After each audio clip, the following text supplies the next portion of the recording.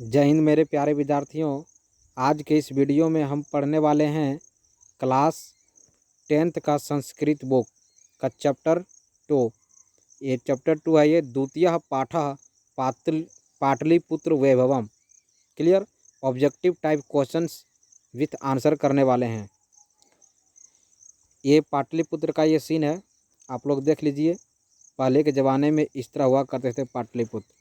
चलिए बिना time waste किए हुए सीधे हम ऑब्जेक्टिव की तरफ चलते हैं। ये रहा ऑब्जेक्टिव। हाँ, ये जो ऑब्जेक्टिव करने वाले हैं ना, इससे आपको भरोसा दिलाते हैं कि इस चैप्टर से अगर ऑब्जेक्टिव एग्जाम में अगर आएगा तो एक भी क्वेश्चन बाहर नहीं जाएगा। क्लियर, समझ गए ना। इसलिए आप लोग इसे कंठस्थ याद कर लीजिएगा। क्लियर। करा क्या, सिखों के 10वें गुरु कौन थे? सिखों के 10वें गुरु कौन थे बताइए आप लोग। इस प्रश्न का क्या सही आंसर होगा? सिखों के 10वें गुरु हो गए गुरु गोविंद सिंह। इसका जन्म कहाँ हुआ था? पटना में। कहाँ हुआ था? पटना में। यानी ये बिहार से है। पटना कहाँ पड़ता? बिहार में ना। बिहार में इसका क्या हुआ? जन्म हुआ। क्लियर। चलिए नेक्स्ट क्वेश्चन की ओर बढ़ते हैं। पटना शब्द किस शब्द से बना है? पटना शब्द किस शब्द से बना है बताइए। इस प्रश्न का सही आंसर क्या होगा? पटन देवी, पाटली देवी, पत्तन, पाटन। इस प्रश्न का सही आंसर क्या होगा? पत्तन। पत्तन से ही पटना शब्द बना है। क्लियर। चलिए नेक्स्ट क्वेश्चन की ओर बढ़ते हैं। ये क्वेश्चन नंबर रहा 3rd। देखिए बहुत इंपॉर्टेंट क्वेश्चन है। करा गुरु गोविंद सिंह किस धर्म के गुरु थे? गुरु गोविंद सिंह किस धर्म के गुरु थे बताइए आप लोग। हिंदू धर्म, जैन धर्म, बौद्ध धर्म, सिख धर्म। जैसा कि लग रहा है इस प्रश्न का सही आंसर होगा सिख धर्म। गुरु गोविंद सिंह सिख धर्म से संबंधित थे। क्लियर। चलिए नेक्स्ट क्वेश्चन की ओर बढ़ते हैं। Question number 4। पाटलिपुत्र किस नदी के किनारे स्थित है? पाटलिपुत्र किस नदी के किनारे स्थित है? पाटलिपुत्र ये गंगा नदी के किनारे स्थित है। क्लियर। गंगा नदी के किनारे स्थित है। चलिए हम नेक्स्ट क्वेश्चन की ओर बढ़ते हैं। सब ये क्वेश्चन एग्जाम में आया हुआ क्वेश्चन है, ये प्रीवियस ईयर का। क्लियर। इसलिए आप लोग इस क्वेश्चन को सभी को याद कर लीजिएगा। करा राजशेखर का प्रमुख रचना कौन है बताइए आप लोग। क्या होगा? काव्य प्रकाश, काव्य मीमांसा, साहित्य दर्पण, इनमें से कोई नहीं। इस क्वेश्चन का जो सही आंसर होगा काव्य मीमांसा होगा। क्या होगा? काव्य मीमांसा। क्लियर। चलिए नेक्स्ट क्वेश्चन की ओर बढ़ते हैं। Question number 6। करा पटना में गंगा नदी पर कौन सा सेतु है? सेतु का मतलब समझ रहे हैं? पुल। कौन सा पुल बना हुआ है? क्लियर। तो इसका आंसर जो होगा ये होगा गांधी सेतु। गांधी सेतु ये पटना में है। क्लियर। इसी पर ये गंगा नदी पर ये बना हुआ है। किस नदी पर बना हुआ है गांधी सेतु? गंगा नदी पर बना हुआ है। ये कहाँ पड़ता है? ये बिहार में। कहाँ पड़ता है? ये बिहार में। क्लियर। चलिए नेक्स्ट क्वेश्चन की ओर बढ़ते हैं। ये रहा क्वेश्चन नंबर 7। कह रहा है पटना का इतिहास कितना वर्ष पुराना है बताइए आप लोग। इस प्रश्न का सही आंसर क्या होगा? पटना का इतिहास कितना वर्ष पुराना है? इस प्रश्न का जो सही आंसर होगा 2000 वर्ष होगा। कितना होगा? 2000 वर्ष। चलिए क्वेश्चन नंबर 8 की तरफ बढ़ते हैं। कह रहा है पाटलिपुत्र वैभवम पाठ में किस शहर का वर्णन किया गया है? जैसा कि आप बता सकते हैं ऑप्शन भी देख करके इसका आंसर क्या होगा बताइए आप लोग। भागलपुर, इलाहाबाद, पटना। इस विकल्प का जो सही आंसर होगा पटना होगा। पाटलिपुत्र वैभव में पटना के बारे में जिक्र किया गया है। ये शीर्षक से ही पता चल रहा है, पाटलिपुत्र यानी पटना। पाटलिपुत्र ये जो है पटना का ही संस्कृत में बोला जाता है पाटलिपुत्र। पाटलिपुत्र संस्कृत में पटना को ही क्या बोलते हैं? पाटलिपुत्र। क्लियर। चलिए नेक्स्ट क्वेश्चन की ओर बढ़ते हैं। ये रहा क्वेश्चन 9 क्वेश्चन है। ये कह रहा है यूनान का राजदूत कौन था? यूनान का राजदूत कौन था? मेगास्थनीज, ह्वेनसांग, इत्सिंग। ये ह्वेनसांग इस तरह ये लिखाएगा ह्वेनसांग। क्लियर। ये ह्वेन इसमें यूनान का राजदूत कौन होगा? मेगास्थनीज। मेगास्थनीज इस प्रश्न का सही आंसर होगा। चलिए नेक्स्ट क्वेश्चन की ओर बढ़ते हैं। Question number 10। कह रहा पाटलिपुत्र किस राज्य की राजधानी थी? पाटलिपुत्र किस राज्य की राजधानी थी? तो झारखंड, उत्तर प्रदेश, बिहार।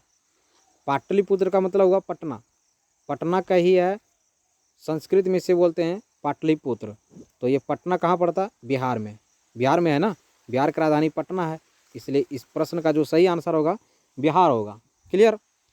ऐसा उम्मीद करते हैं कि आप लोग को यह वीडियो अच्छा लग रहा होगा और समझ में भी आ रहा होगा।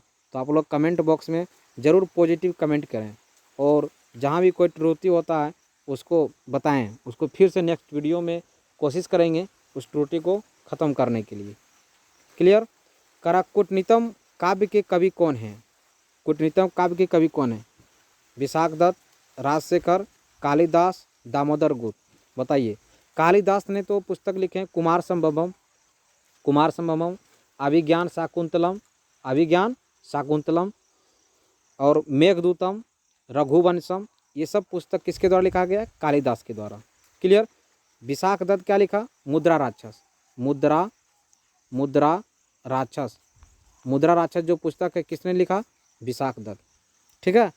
तो ये कूटनीतम काव्य के कवि कौन है? दामोदर दास। इस प्रश्न का जो सही आंसर होगा दामोदर गुप्त होगा। क्लियर?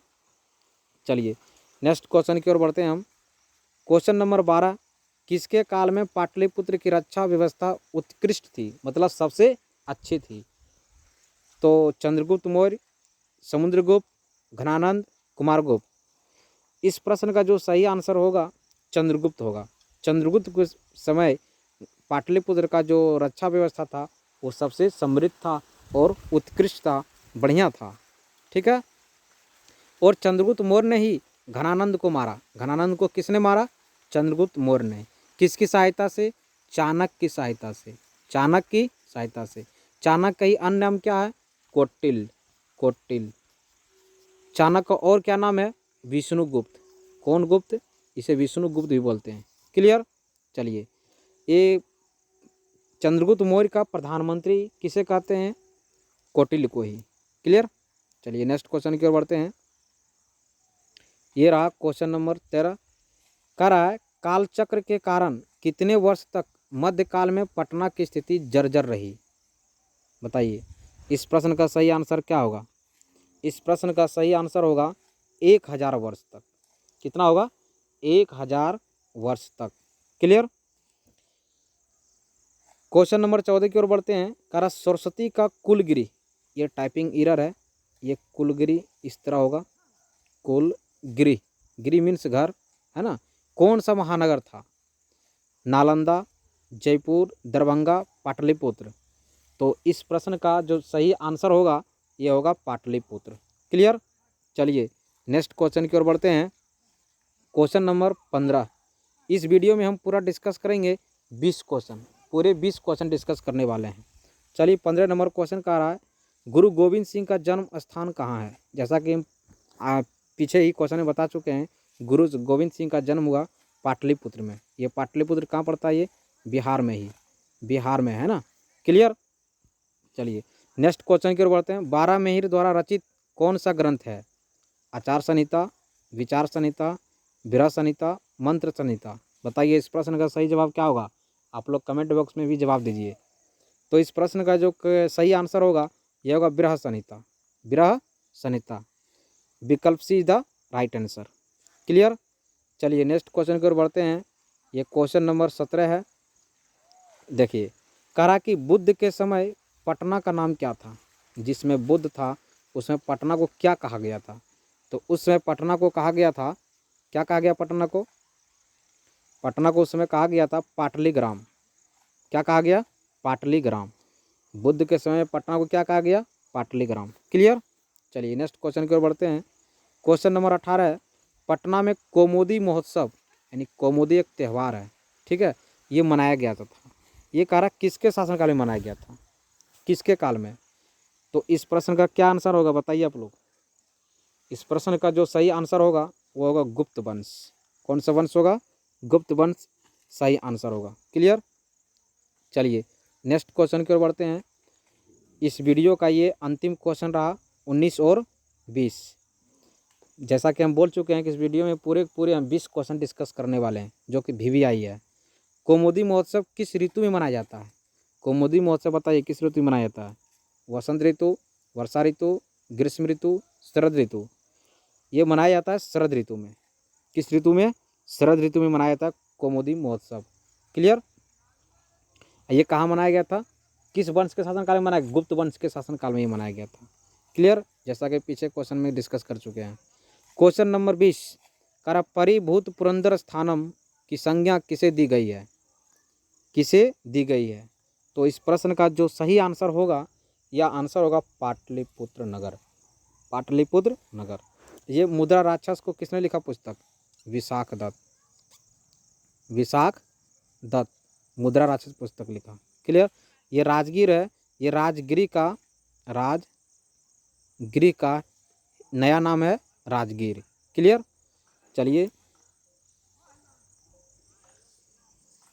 So thanks. इस वीडियो में बस इतना ही, फिर मिलेंगे हम नेक्स्ट वीडियो में। क्लियर? तो जय हिंद, जय भारत।